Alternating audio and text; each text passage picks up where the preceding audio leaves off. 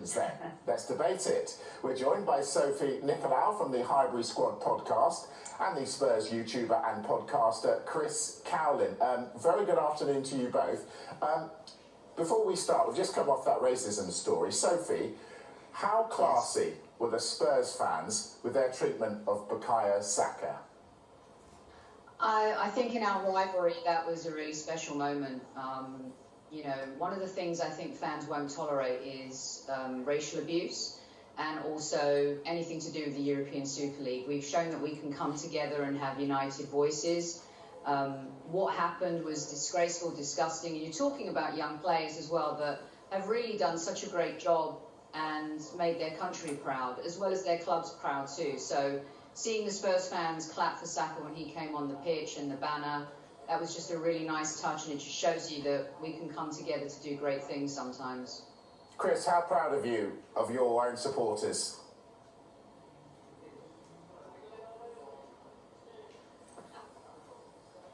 You know, to see the Tottenham Hotspur fans clapping for Saka, unbelievable, fantastic to see. And you know, nobody should go through any of this racism and discrimination. You know, I was very lucky to be at the Euro 2020 final as well, to see how well those young players do. You know, nobody deserves what they received. Right, that's enough of the niceties between you two. Sophie, let's talk Arsenal then. You start against Brentford. How are you feeling for the new season? Are you confident? I wouldn't say confident. Is it a little ominous that we're playing on Friday the 13th as well against a newly promoted club who are going to be looking to put their best foot forward? Brentford's story is fantastic. They've got some really talented players. They play nice football. Seemed in that game against Chelsea and Spurs, which I don't call friendlies because playing a London rival is never a friendly, in my opinion. Our issues came to fruition again. Some of the positions we just haven't addressed, and I think that could come back to haunt us. So I'm excited for the new season, but I'm approaching it with reality, and that is if we don't make any more signings, I think it's going to be another struggle for us. Yeah, I want to get onto signings with both of you in a little while, but before I do, Chris, you start against the champions. How do you feel about that?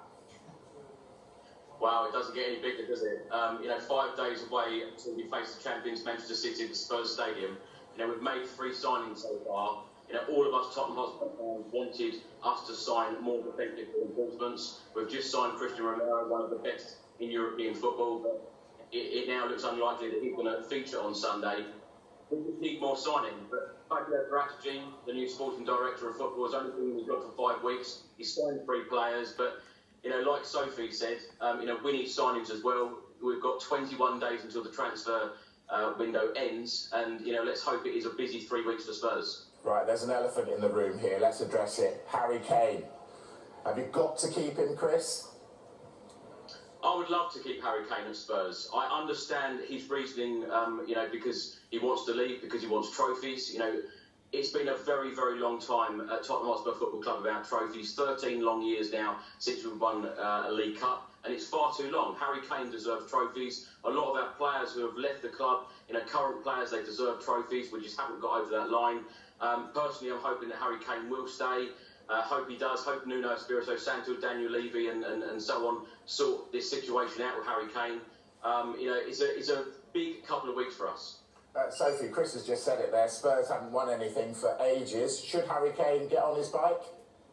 I think if there's a player who plays in the Premier League that deserves to win and have an opportunity somewhere else to try doing that, it's Harry Kane, because clearly that's not going to happen at Spurs anytime soon. And unfortunately for Spurs fans, you know, they sacked a manager who was a winner, a born winner, and won at every club he went to 5 days before a League Cup final, and he could have delivered that for them potentially.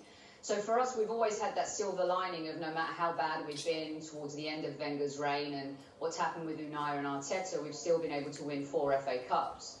And that has been something that's kept us going. It's given us something to shout about, and winning the FA Cup is always a pleasure.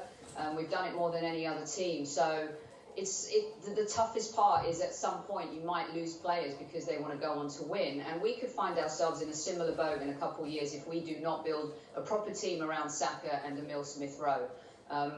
Keeping players like Kieran Tierney, ambitious players like, you know, Thomas Partey.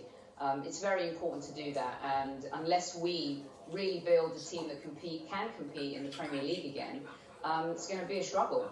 So that said, Sophie, what do you make of the business that Arsenal have done so far in this window? I think it's been nice. I think the Ben White signing is fantastic. He could be our Harry Maguire. John Stones, maybe even better. You saw his fluidity, his passing ability, his cross-passing against Tottenham, balls to Kieran Tierney in particular. I think 50 million is worth it when you think about British players in the UK market. Lokonga has already proved to be a very exciting signing, someone that can step in maybe right away and play, in my opinion. 21 years old, captain of Anderlecht, and endorsed by Vincent Kompany. I'll take that, and he's showing it in these pre-season games that he has something unique about him. But we need a right-back, we need a creative midfielder, and I tell you, if Aubameyang doesn't start scoring goals, we're going to be in very big trouble this season. And if he doesn't, we need goals from other areas of the pitch. That means Pepe has to step up. If Lacazette is staying, he needs to step up. You know, more goals from midfield. That's something we've really lacked. So I still think we're 3 or 4 players shy of actually playing competitive football and giving it a real go this season. What do you think, Chris? Can Spurs be competitive?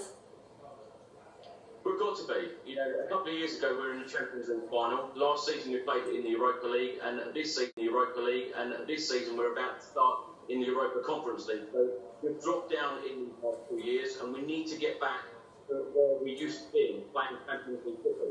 And you know, we've signed 3 players in this transfer window so far: Brian Hill, Pierluigi Golini, and Christian Romero. But we do need more defensive reinforcements. In my opinion, we do need another centre back. We do need a right back. We still need a creative midfielder, and of course we do need a backup striker to Harry Kane, or if Harry Kane is leaving, we need a couple of strikers in. So there is a lot of work to do, a lot of players possibly still to leave the club as well to generate some money of income, but we are going through a transition, but the main focus of this season is progression again, going in the right progression, going in the right direction, and perhaps finishing in the top 4 in that Champions League spot again. Of course, and also finishing above your North London rivals. So I'm going to ask you both. I'm going to start with you, Sophie. Who finishes above who? Arsenal or Spurs? It's so weird because last season Spurs just finished above us by 1 point, and we were supposed to have our worst season ever. I'm not sure if North London is blue. I'm not even sure if it's red anymore. It's just been a little bit dead, hasn't it, the last couple of seasons. And I think we could do it this season, only because Spurs are in a transition. We're still in a transition, but I think that this season is the season that St Totteringham's Day comes back. Chris? I don't think so. I don't think so at all. We've done it for the last 5 years, and I'll tell you what, North London is definitely white, I can tell you that. Well, on that note, we'll leave it. Thank you both very much. You were both very civil, and we weren't sure how that would go, but thanks very much. See you soon. Now, you won't want to miss this.